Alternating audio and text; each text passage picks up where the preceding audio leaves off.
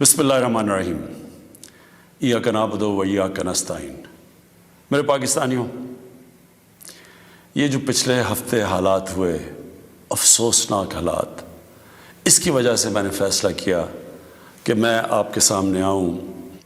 देखें, सबसे पहले हमारा वो वाहिद मुल्क है जो इस्लाम के नाम पे बना था। इसका नारा क्या था? पाकिस्तान का मतलब क्या? ला इलाहा इल्लल्लाह। इस मुल्क के जो लोग हैं, और मैं सारा पाकिस्तान फिरा हूँ, चाहे वो गुनाहगार हों, चाहे वो अपने दीन पे सही माने पे अमल करें या ना करें, लेकिन हमारे नबी सल्लल्लाहु अलैहि वसल्लम लोगों के दिलों में बसते हैं। इसलिए जब भी कहीं भी दुनिया में उनकी शान में किसी किस्म की गुस्ताखी होती है तो हमें तकलीफ़ मिलती है। लेकिन क्योंकि मैं दुनिया फिरा हुआ हूँ, सिर्फ हमें नहीं तकलीफ़ मिलती, जो भी जहाँ भी दुनिया में मुसलमान बसता है उन सबको तकलीफ़ होती है। अब पिछले हफ्ते और ये जो अफसोसनाक हालात हुए, एक जमात ने ऐसे लगा ऐसे कि उनको शायद बाकी पाकिस्तानियों से ज़्यादा प्यार है अपने नबी से। देखें, वो जो TLP का जो मकसद है, जिसकी वजह से वो लोग बाहर निकाल रहे हैं, मैं आपको यकीन दिलाता हूँ कि वही मेरा मकसद है, वो मेरी गवर्नमेंट का मकसद है। हम भी उन्हीं की तरह चाहते हैं कि दुनिया में किसी मुल्क में हमारे नबी की शान में गुस्ताखी ना हो। सिर्फ हमारा तरीक़ाकार फ़र्क है। TLP का क्या तरीक़ाकार है और मेरी गवर्नमेंट और मेरा जब से हम आए हैं, हम क्या कोशिशें कर रहे हैं कि दुनिया में ये गुस्ताखी ना की जाए उनकी शान में, वो ये है। TLP ये कह रही है कि जो फ्रांस में हुआ, फ्रांस के एम्बेसडर को वापस भेजा जाए, उनसे सारे राब्ते ख़त्म कर दिए जाए। हमारी जो गवर्नमेंट का तरीक़ाकार है वो मैं अभी आपको तफसील से बताता हूँ, लेकिन मकसद हम दोनों का एक ही है। वो भी ये चाहते हैं कि किसी किस्म का किसी मुल्क में किसी की ज़रूरत ना पड़े कि उनकी बेहुरमती की जाए। हमारा भी वही मकसद है। तो मैं आज ज़रा तरीक़ेकार के ऊपर बात करना चाहता हूँ। 1979 के अंदर, नहीं 1990 में, गालिबन 1990 के इर्द गिर्द सलमान रुश्दी ने एक किताब लिखी। उस किताब में उसने हमारे नबी सल्लल्लाहु अलैहि वसल्लम की शान में गुस्ताखी की। पाकिस्तान में पब्लिक सड़कों पे निकली, यहाँ अमेरिकन एम्बेसी पर अटैक किया और लोगों की शहादतें भी हुई। उसके बाद आप उठा के देख लें कि हर थोड़े सालों के बाद कोई ना कोई मगरब के किसी मुल्क में उनकी शान में गुस्ताखी करता है। मुसलमानों को तकलीफ़ होती है, कहीं बाहर रिएक्शन भी होता है, यहाँ हमारे मुल्क में मुजाहरे भी होते हैं, लेकिन ये हर थोड़े सालों के बाद यही सिलसिला आगे बढ़ जाता है। तो क्या हमने अभी तक कोई फ़र्क पड़ा इस अप्रोच से? यही TLP कर रही है। ये भी ये पाकिस्तान में कह रहे हैं कि मुजाहरे करेंगे हम, और किए हैं उन्होंने, और हम सड़कों पे आ जाएंगे, पहले भी किए हैं, कि अगर हम एक्शन ना लें। अब क्या मेरा सवाल ये है कि क्या फ्रांस के एम्बेसडर को वापस भेजना फ्रांस में और उनसे सारे ताल्लुकात तोड़ देना, क्या उससे ये रुक जाएगा? क्या उससे क्या तो कोई गारंटी है कि उसके बाद उनकी शान में कोई गुस्ताखी नहीं करेगा? कोई गारंटी है? मैं मगरब को जानता हूँ, मैं आपको गारंटी करता हूँ कि अगर आप ये करेंगे, अगर हम ये करें पाकिस्तान, तो इसके बाद किसी और यूरोपियन मुल्क में यही होगा। आज़ादी के राय पे नाम पे वहाँ उन्होंने ये एक आज़ादी राय का इशू बनाया हुआ है। اس کے نام پہ وہ کہیں گے اچھا آزادی رائے کی وجہ سے انہوں نے یہ کیا، ہم بھی یہ کر رہے ہیں، وہ بھی کوئی گستاخی کریں گے، کیا پھر اس کے ایمبیسڈر کو بھی ہم واپس بھیجیں گے؟ اور 50 مسلمان ملک ہیں، کوئی بھی اس طرح نہیں کر رہا، کوئی وہاں کہیں مظاہرے نہیں ہوئے، وہ بھی نہیں کہہ رہے کہ ایمبیسڈر کو واپس بھیجو. تو اس کا پہلے تو کوئی فرق نہیں پڑنا لگا فرانس کو. لیکن میں آپ کو یہ بتاؤں پاکستان کو کیا فرق پڑے گا. سب سے بڑا فرق یہ پڑے گا ہمارے ملک کو کہ بڑی مشکلوں سے ہماری معیشت اٹھ رہی ہے. بڑی دیر کے بعد پاکستان کے اندر انڈسٹری اوپر جا رہی ہے، لارج اسکیل انڈسٹری بڑی دیر کے بعد اٹھ رہی ہے، نوکریاں مل رہی ہیں لوگوں کو. ہمارے ملک میں دولت میں اضافہ ہو رہا ہے، ہماری ایکسپورٹس بڑھ رہی ہیں، ہمارا روپیہ مضبوط ہو رہا ہے. بڑی دیر کے بعد روپیہ مضبوط ہوتا جا رہا ہے. جب روپیہ اوپر جاتا ہے تو مثلا پیٹرول اور ڈیزل سستا کیا ہے، باہر کی جو چیزیں ہم اگاتے ہیں وہ سستی ہونی شروع ہو گئی ہیں. جب ہم فرانس کے ایمبیسڈر کو واپس بھیج کے تعلقات توڑیں گے ان سے، اس کا مطلب کہ یورپین یونین سے ہم تعلقات توڑیں گے. اس کا مطلب کیا کہ جو ہماری آدھی ٹیکسٹائل کی ایکسپورٹس ہیں وہ یورپین یونین میں جاتی ہیں، تو اس کا مطلب آدھی ہماری ٹیکسٹائل ایکسپورٹس وہیں ختم ہو گئی.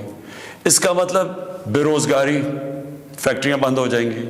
اور اس کے آگے کیونکہ آدھی ہماری مین ایکسپورٹ ٹیکسٹائل ہے، جب ٹیکسٹائل آدھی رہ جائے گی ایکسپورٹ، ہمارے روپے کے اوپر پریشر پڑے گا، روپیہ گرے گا، مہنگائی بڑھے گی، غربت بڑھے گی. تو نقصان ہمیں ہوگا، فرانس کو کوئی نقصان نہیں ہونے لگا. تیسری چیز اب ہم نے اس کے اوپر جب یہ ہوا تو میں پہلے ذرا آپ کو تھوڑی تفصیل پیچھے بتا دوں. یہ ہم 2-2.5 مہینے سے لگے ہوئے تھے، ہماری گورنمنٹ TLP سے مذاکرات کر رہی تھی. ہم ان کو یہی چیزیں سمجھا رہے تھے کہ اس سے نقصان ہمیں ہونے لگا ہے، ان کو نقصان نہیں ہوگا، ہماری عوام کو نقصان ہوگا. مذاکرات چلتے جا رہے تھے، انہوں نے کہا جی اسمبلی میں رکھو، اور اسمبلی جو فیصلہ کرتی ہے. ہم نے فیصلہ کیا ٹھیک ہے ہم اسمبلی میں یہ رکھتے ہیں. لیکن ہم پھر دیکھنا شروع کیا کہ ان کی موبلائزیشن نیچے ہو رہی ہے، ان کی تیاریاں ہو رہی ہیں اسلام آباد آنے کے لیے. ایک طرف مذاکرات چل رہے ہیں، ایک طرف اسلام آباد آنے کی تیاریاں ہیں. پھر ابھی مذاکرات چل رہے ہیں اور ہم نے یہ فیصلہ کیا ہوا تھا کہ ہم اسمبلی میں رکھیں گے اس ایشو کو. تو پتہ چلا کہ انہوں نے پہلے اناؤنس کر دیا کہ جی اب تو فرانس کا اگر ایمبیسڈر آپ واپس نہیں بھیجیں گے تو ہم سارے اسلام آباد میں دھرنا دیں گے. تو یہ اس کے بعد یہ ہماری بات چیت ٹوٹی. اس کے بعد پھر یہ اریسٹ ہوئے. اب میں صرف آپ کو بتانا چاہتا ہوں کہ اس سے اب تک ہوا کیا ہے ہمارے ملک میں. ذرا دیکھ لیں کہ ہم نے اپنے آپ کو کتنا نقصان پہنچایا. اب تک 40 پولیس کی گاڑیوں کو جلا دیا گیا ہے، لوگوں کی پرائیویٹ پراپرٹی کے اوپر کئی لاکھوں کروڑوں روپے کا نقصان ہوا ہے. 4 پولیس والے شہید ہوئے ہیں، 800 سے زیادہ پولیس والے زخمی ہوئے ہیں. پہلے دن جب شروع ہوا تو تقریباً 100 سڑکیں بلاک کر دی. اس سے جو عوام کو نقصان ہوا، اس سے کئی جو آکسیجن کے سلنڈرز نہیں جا رہے تھے، بیچارے جو کرونا کے مریض ہیں ان میں اموات ہوئی. اور پھر باہر سے کود پڑے لوگ، ہمارے پاکستان کے دشمن. ابھی تک ہم نے جو 4 لاکھ ٹویٹس کو اینالائز کیا ان میں سے 70% فیک اکاؤنٹ سے تھی. مثلا پروپیگنڈا، جس طرح یورپین یونین کی ڈس انفارمیشن لیب نے جب بتایا کہ ہندوستان کی کوئی 600 سائٹس ہیں، فیک سائٹس، میڈیا سائٹس، جس سے وہ فیک نیوز اور پروپیگنڈا کر رہے ہیں پاکستان کے خلاف. تو یہاں بھی ہمیں پتہ چلا کہ 380 ہندوستان کے انڈیا کے گروپ تھے جو کہ واٹس ایپ سے فیک نیوز چلا رہے تھے کہ سول وار ہو گئی پاکستان میں. ہماری پولیٹیکل پارٹیز، مجھے افسوس سے کہنا پڑتا ہے کہ وہی JUI جو فضل الرحمان کی پارٹی، وہ بھی بیچ میں شامل ہو گئی کہ کسی طرح گورنمنٹ کو ڈی سٹیبلائز کریں، ملک کو نقصان پہنچائیں. ساتھ وہ نون لیگ. اب ان سے میں پوچھتا ہوں کہ جب یہ سلمان رشدی نے کتاب لکھی تھی تو نواز شریف تو پہلی دفعہ پرائم منسٹر بنے تھے. کتنی انہوں نے سٹیٹمنٹس دی تھی, کتنی دفعہ انہوں نے کسی فورم میں کہا تھا کہ اس نے بڑا غلط کام کیا, مسلمانوں کے دلوں کو تکلیف پہنچائی ہے. کتنی دفعہ کسی بھی مسلمان ہیڈ آف اسٹیٹ نے کسی انٹرنیشنل فورم پہ اس پہ بات کی تھی. تو آج ان کے ساتھ مل گئے ہیں صرف انتشار پھیلانے کے لیے. دیکھیں, اب یہ میں نے آپ کو بتایا کہ ایک اپروچ ہے کہ اپنے ملک میں مظاہرے کرو, اپنے ملک کو نقصان کرو, کوئی فرق نہیں پڑتا فرانس کو, اچھا ایمبیسڈر واپس بھیج دو, کوئی فرق نہیں پڑتا. اب یہ سنیں کہ میری اپروچ کیا ہے. مقصد تو ہمارا ایک ہی ہے. ہم کیا چاہتے ہیں کہ ہم یہ چاہتے ہیں کہ یہ جو ہر تھوڑے سالوں کے بعد ہمارے دلوں کو تکلیف پہنچائی جاتی ہے, اس کی دوسری اپروچ کیا ہے, یہ اب سنیں میری اپروچ کیا ہے. دیکھیں, میں پھر سے آپ کو بتاتا ہوں, مغرب کو میں سب سے بہتر سمجھتا ہوں. میری بڑی زندگی گزری ہے وہاں, میں ان کی سوچ کو جانتا ہوں. دیکھیں, سب سے پہلے جو کوشش کرنی چاہیے, جو ہم نے کی ہے, اور میں ابھی بتاتا ہوں ہم نے کیا کیا کوشش کی ہے.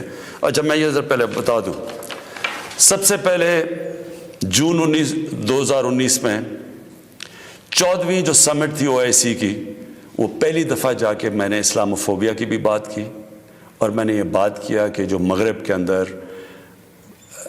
ہمارے پیارے نبی کی بے حرمتی کی جاتی ہے, کہ ہم سب مسلمان ملکوں کو مل کے ہم ایک پلان کرنا چاہیے, کہ اکٹھا اپروچ کرنا چاہیے, کہ ان کو سمجھانا چاہیے مغرب کو. دوسرا, میں نے پھر جب سپٹمبر 2019 میں یونائٹڈ نیشنز کی جنرل اسمبلی میں گیا, ادھر میں نے یہ اٹھایا دونوں چیزیں, اسلاموفوبیا کی بھی بات کی. اسلاموفوبیا کا کیا مطلب ہے؟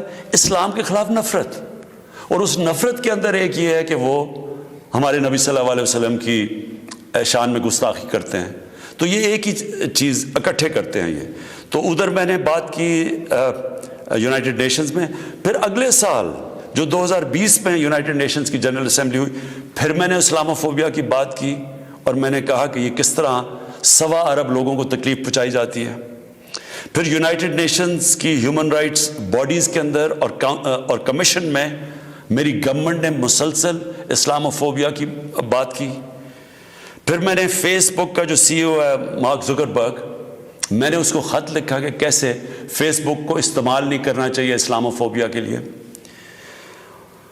اور پھر جب یہ فرانس میں ہوا, اور جس کے اوپر یہ TLP کہہ رہی ہے کہ فرانس کے ایمبیسڈر کو واپس بھیجیں, میں نے سارے مسلمان ہیڈز آف سٹیٹس کو خط لکھا, اور میں نے ان کو کہا کہ ہمیں جوائنٹ ایکشن لینا چاہیے اس کے اوپر.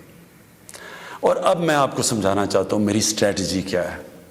اسٹریٹجی یہ ہے کہ ہم سارے مسلمان ملک کے جو ہیڈز ہیں, ہم مل کے مغرب کے فورمز میں, یورپین یونین میں, یونائٹڈ نیشنز میں, ہم ان کو یہ بتائیں کہ کیوں ہمیں تکلیف ہوتی ہے جب یہ آزادی رائے, فریڈم آف سپیچ کے نام پہ یہ جب نبی صلی اللہ علیہ وسلم کی شان میں گستاخی کرتے ہیں. کیونکہ ان کو اس چیز کی سمجھ نہیں ہے.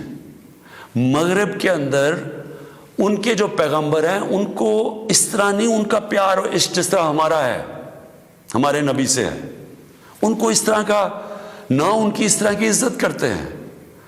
اور وہاں بلکہ وہ دین کو ان کے اتنے قریب نہیں ہے جس طرح ہم اپنے دین کے قریب رہتے ہیں. اس لیے ہمیں ان کو سمجھانا پڑے گا, اور سمجھائیں گے جب ہم مل کے اکٹھے کلیکٹیولی مسلمان دنیا کے ہیڈز آف سٹیٹس جب ہم بات کریں گے, جو میں یہ ہر جگہ جن فورمز پہ کہتا گیا ہوں, تب اس کا اثر ہوگا. دنیا میں تھوڑے سے یہودی ہیں, لیکن وہ سارے یہودیوں نے اکٹھے ہو کے دنیا کو, مغربی دنیا کو بتایا ہے کہ جو ہولوکاسٹ تھا, جدھر یہودیوں کی قتل عام ہوئی تھی, انہوں نے کہا کہ اس کے خلاف کوئی منفی بات نہ کی جائے کہیں بھی, کسی میڈیا پہ. آج کہیں بھی, آج مغربی میڈیا کس میں ہولوکاسٹ کے خلاف کوئی بات نہیں کر سکتا. 4 یورپین ملک ایسے ہیں جدھر جیل میں ڈال دیتے ہیں اگر آپ ہولوکاسٹ کے خلاف کوئی منفی بات کریں. تو کیا ہم یہ نہیں ان کو باور کروا سکتے کہ ہمیں کتنی تکلیف پہنچتی ہے؟ اور یہ صرف اور یہ ہم تب کریں گے جب ہم کلیکٹیولی مل کے کریں. اور میں آپ کو یقین دلاتا ہوں کیونکہ میں مغرب کو سمجھتا ہوں, ان کو سمجھ ہی نہیں ہے اس چیز کی. جب ہم پروٹیسٹ کرتے ہیں, جب ہم مظاہرے ہوتے ہیں, وہ سمجھتے ہیں مسلمان آزادی رائے کے خلاف ہے, اور وہ پھر بجائے اس کو سمجھنے کے وہ پھر اور کوئی جان کے شرارت کرتے ہیں ہمیں تکلیف دینے کی. اس لیے پہلا تو یہ چیز ہے. اور دوسرا میں جو کہنا چاہتا ہوں وہ یہ, دوسرا طریقہ کیا ہے کہ جب ایک 50 مسلمان ملک مل کے یہ کہیں گے کہ اگر کسی ملک میں سے اس طرح کیا گیا تو ہم سارے مل کے ان کا ٹریڈ بوائیکاٹ کریں گے, ان کی ہم چیزیں نہیں خریدیں گے, اس کا اثر ہوگا. اس طرح ہم اپنا جو ہم مقصد ہے اس پہ پہنچ سکتے ہیں. میں نے آپ کو 2 مقصد بتائے. ایک یہ TLP کا مقصد ہے, ہم ساری زندگی بھی لگے رہیں, ہم اپنے ملک کو نقصان پہنچاتے رہیں گے, کبھی کوئی فرق نہیں پڑنے لگا ان کو. جو میں کیمپین کر رہا ہوں, میں آپ کو یقین دلاتا ہوں کہ یہی کہ انشاءاللہ ایک دن ان کو سمجھ آ جائے گی, اور وہ دن دور نہیں ہے. میں آج آپ سب کے سامنے کہتا ہوں کہ میں ذمہ داری اس کی لیتا ہوں, میں ہی اس کیمپین کو لیڈ کروں گا, لیکن میں انشاءاللہ اپنی قوم کو مایوس نہیں کروں گا, اپنے مسلمانوں کو مایوس نہیں کروں گا. ہم انشاءاللہ ان کو یہ ایک دن سمجھا دیں گے کہ جس طرح اگر وہ یہودیوں کے لیے سینسٹیو ہیں, ان کو تکلیف نہیں دینا چاہتے, تو ہم تو سوا ارب مسلمان ہیں, ہمارے بھی دل ہیں, ہمیں بھی تکلیف ہوتی ہے. اور جیسے ان کو اس چیز کی سمجھ آ گئی, یہ ہم اپنا مقصد پہ پہنچ جائیں گے. آخر میں اپنے علماء ان کو خاص طور پہ کہنا چاہتا ہوں کہ آپ کو اس میں ہمارے ساتھ مل کے, میرے ساتھ مل کے میری تائید کرنی چاہیے, ہماری مدد کرنی چاہیے, کیونکہ یہ جو چیزیں یہ جو ہو رہے ہیں ہمارے ملک کو نقصان پہنچ رہا ہے, اس سے تکلیف پہنچتی ہے. ہماری پولیس سے جو ہوا ہے, 800 پولیس انجر ہوئی ہے, ان کو کئی ہسپتالوں میں پڑے ہوئے ہیں. تو اس سے کس کو فائدہ ہوا ہے؟ کیوں ہندوستان کی یہ جو ویب سائٹس ہیں جو اس کے اندر کود پڑی ہیں, یہ دشمنوں کو فائدہ ہوا ہے. قوم کو کیا فائدہ ہوا اس سے؟ قوم کو تو صرف نقصان ہوا ہے. اور جو مقصد ہے ہمارا, اس سے تو اس پہ نہیں پہنچ رہے ہم. کوئی فرق نہیں پڑے گا کسی مغربی ممالک کو جو مرضی ہم اپنا ملک کا نقصان کریں, جرم کہیں اور ہو, ہم اپنے اوپر خودکش حملہ کر دیں. یہ کون سی عقل اور سمجھ ہے؟ تو میں آپ سب کو کہوں گا, اپنی قوم کو کہوں گا کہ یہ ٹائم ہے اکٹھے ہونے کا. ہمارا ملک بڑی مشکلوں سے ایک اس طرف نکل رہا ہے کہ ہم اب اوپر آنے والے ہیں. ہماری معیشت اٹھ رہی ہے, لوگوں کو روزگار مل رہا ہے, ہمارا روپیہ مضبوط ہو رہا ہے, ہمارا ملک کا ڈائریکشن ٹھیک ہے. تو یہ ٹائم اپنے ملک کو نقصان پہنچانے کے لیے نہیں ہے. یہ صرف ہمارے ملک کے دشمن ہمیں نقصان پہنچائیں گے. ہم سب کو اب اکٹھے ہو کے اللہ کا شکر ادا کرنا چاہیے کہ ہم یہ 2 سال بڑے مشکل وقت سے گزرے ہیں.